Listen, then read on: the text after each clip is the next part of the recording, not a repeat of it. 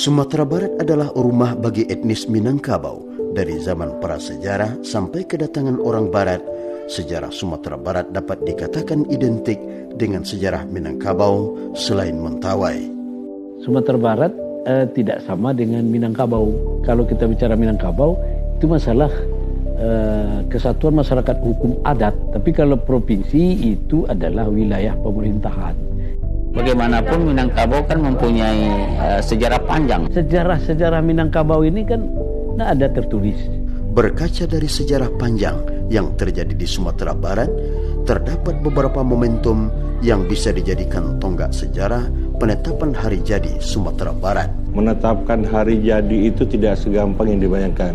Kita harus melihat sejarahnya. Terdapat beberapa momentum yang dijadikan tonggak sejarah penetapan hari jadi Sumatera Barat. Kita cari momen bersejarah sewaktu ada peristiwa herek, peristiwa bersejarah di mana ada semacam pertumpahan perebutan kekuasaan dari kaum penjajah kepada pemerintah resmi. Itu menjadi debat hampir 20 hari.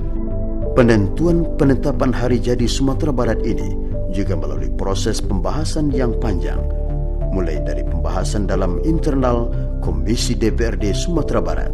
Dan tentu hal itu semua menjadi satu bahan untuk disepakati. Kita kan takut mendudukan, memutuskan sesuatu itu tentang sejarah ini pasti ada yang suka dan ada yang tidak suka. Dua momen yang sangat mendasar itu, pertama adalah 19 Agustus yang pertama tahun 45, yang kedua tanggal 1 Oktober tahun 1945. Pada 1 Oktober 2019, pertama kalinya diperingati Hari Jadi Sumatera Barat meski telah berusia 74 tahun.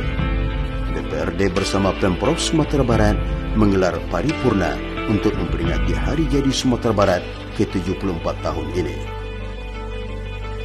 Lantas, mengapa 1 Oktober 1945 ditetapkan sebagai Hari Jadi Sumatera Barat?